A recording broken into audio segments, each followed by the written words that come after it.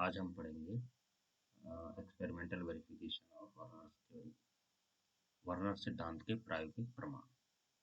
जैसा कि हमने पिछली कक्षा में पढ़ा था, वर्नर का सिद्धांत, जिससे हमें दो वैलेंसीज या दो संयोजकता के बारे में पता चला था।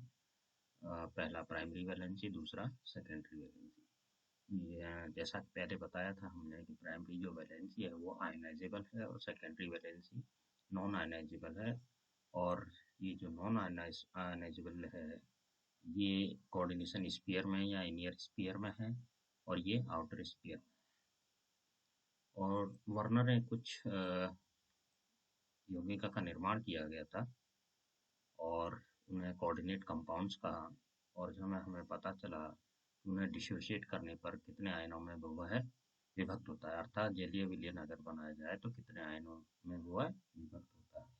अगर वह कोऑर्डिनेशन स्फीयर में है तो वह विभक्त नहीं होगा।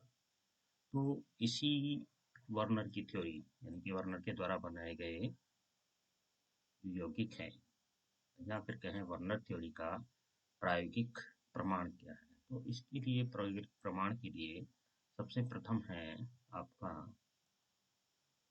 EgNO3 विलयन के साथ संकुलों की अभिक्रिया। जो यौगिक वर्नर ने बनाए उनके जलीय विलयन में EgNO3 विलयन डाला जाए तो तुरंत अवक्षेपित हो जाते हैं, लेकिन जिसमें क्लोरीन आयनिक अवस्था में नहीं था तो वह अवक्षेपित नहीं होगा। अतः प्राइमरी एवं द्वितीय संयोजकता का ज्ञान का प्रमाण हमें मिलता है। देखिए, इसको समझने के लिए हम यहाँ समझते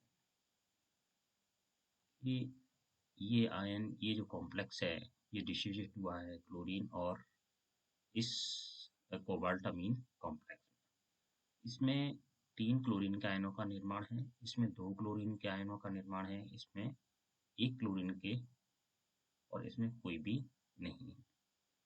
तो अगर हम इसमें सिल्वर नाइट्रेट का सॉल्यूशन डालते हैं तो ये सिल्वर नाइट्रेट का, यानी कि सिल्वर नाइट्रेट का मतलब है ये आपका Ag प्लस और NO3 आयन में टूट जाएगा।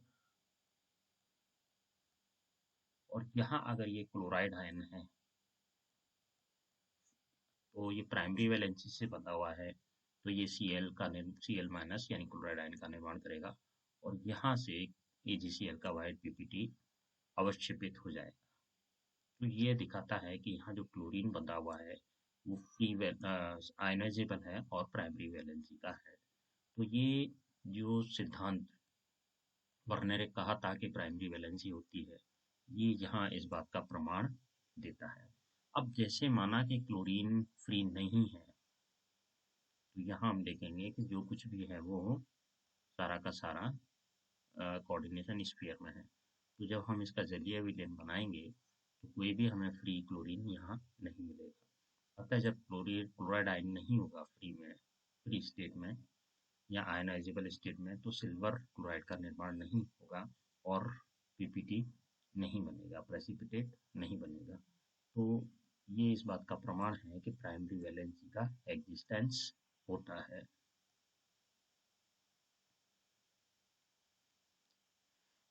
तो देखिए, यहाँ हमने क्या कहा कि प्राथमिक जो वैलेंसी है उसका प्रमाण हमें मिल रहा है। अब हम आते हैं HCl तथा H2SO4 के साथ में अभिक्रिया। हम जानते हैं कि HCl एवं अमोनिया की तेजी से क्रिया होती है और NH4Cl के व्हाइट फ्यूम्स, सफेद धूम निकलते हैं।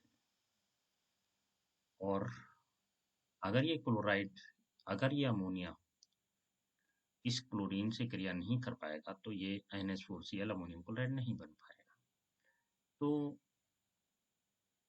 हमने ये देखा कि इस कॉम्प्लेक्स के अंदर अमोनिया जो है कोऑर्डिनेशन स्फीयर में है and not available for the reaction. तो जब रिएक्शन के अवेलेबल होगा ही नहीं तो फिर हम इसमें HCl अगर डालते हैं, इसमें HCl डालते हैं तो HCl क्रिया अमोनिया से करेगा नहीं। अगर यहाँ अमोनिया होता तो HCl क्रिया करता। तो यहाँ अमोनिया कहाँ है? कोऑर्डिनेशन स्फीयर में है, आयनाइजेबल स्टेट में है नहीं, बाहर है नहीं। तो फ्री है नहीं, इसलिए HCl से क्रिया करेगा नहीं। अगर HCl से क्रिया करेगा नहीं तो वाइट फिल्म्स उठेंगी ही नहीं। तो यह इस बात को प्रमाणित करता है कि इसके अंदर द्वितीय संयोजकता भी होती है। तो हमने दो चीजें देखी हैं कि आउटर स्फीयर और इनर स्फीयर। तो अब एक तीसरा प्रमाण और है, वैद्युत चालकता। देखिए हम अगर, क्योंकि विलयन की बात करते हैं, सॉल्यूशन की बात करते हैं, तो सॉल्यूशन में अगर आयन उपस्थित होंगे तो इलेक्ट्रिकल कंडक्टिविटी या वैद्युत चालकता वह प्रदर्शित करेगा। लेकिन अगर उसमें आयन है ही नहीं तो वह इलेक्ट्रिकल कंडक्टिविटी या विद्युत चालकता प्रदर्शित नहीं करेगा। चालकता का कोई भी कंडक्टिविटी ब्रिज में वैल्यू नहीं मिलेगा। तो देखिए यहाँ आयनाइजेबल अगर है, डिसोसिएबल अगर कॉम्प्लेक्स है तो आयनों का निर्माण होगा। अगर वो डिसोसिएबल नहीं है इसकी तरह तो वह डिसोसिएट नहीं होगा और नॉन इलेक्ट्रोलाइट बनेगा। और नॉन इलेक्ट्रोलाइट की कंडक्टिविटी नील आती है, शून्य आती है, या वो कंडक्टिविटी शो नहीं करते, ये डू नॉट कंडक्ट। जिसमें आयन होंगे वो कंडक्टिविटी शो करेंगे, जिसमें आयन ही नहीं है वो कंडक्टिविटी शो नहीं करेंगे, क्योंकि आयन्स ही अपने इलेक्ट्रोड की ओर, रेस्पेक्टिव इलेक्ट्रोड्स की ओर गमन करते हैं, यानी कि एनोड और कैथोड की ओर। तो एनाइंस जो है वो एनोड की तरफ जाएंगे, कैटाइंस है वो कैथोड की तरफ जाएंगे।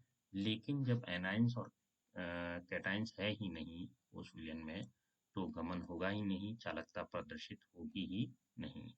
तो जिनमें देखिए, इसमें फर्स्ट में, सेकंड में, थर्ड में, इन सभी में देखिए डिसोसिएबल आयंस बने हुए हैं। तो चालकता देखिए मिलेगी आपको, और चालकता डिपेंड करती है कि कितने आयन उसमें डिसोसिएट हुए। इसमें 3 हैं, इसमें 2 हैं क्लोरीन के, इसमें 1 है। यहाँ पर टोटल 4 हो गए, टोटल 3 हो गए टोटल। तो जैसे जैसे आयनों की संख्या बढ़ेगी वैसे वैसे चालकता भी बढ़ेगी। तो यह इस बात का है कि आपका डिसोसिएट होने के बाद में, यानी कि प्राइमरी वैलेंसी से कितने आयन बंधे हुए थे। जैसे यहाँ पर 1 है, यहाँ पर 2 है, यहाँ पर 3 है। तो यहाँ पर जो चालकता है वो है, चालकता इनसे कम होगी और इनकी चालकता इनसे कम होगी, क्योंकि चालकता डिपेंड करती है टोटल नंबर ऑफ आयंस पर। तो जैसे जैसे डिसोसिएबल नंबर ऑफ आयंस बढ़ेंगे वैसे वैसे चालकता भी बढ़ती जाएगी।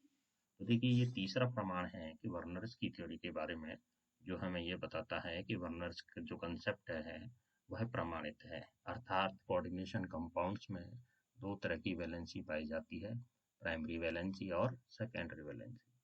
प्राइमरी वैलेंसी को हमने प्रूव करा है Ag सिल्वर नाइट्रेट या AgNO3 के सॉल्यूशन से, और सेकेंडरी वैलेंसी को हमने किया है HCl से, जो कि अमोनिया से रिएक्ट करके अमोनियम क्लोराइड का वाइट फ्यूम्स रेज अप करेगा या उठाएगा।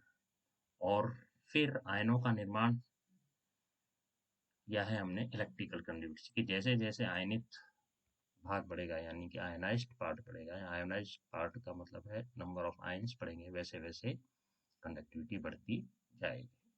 अब देखिए बंधन के बारे में स्पेक्ट्रोस्कोपी भी प्रमाणित करती है।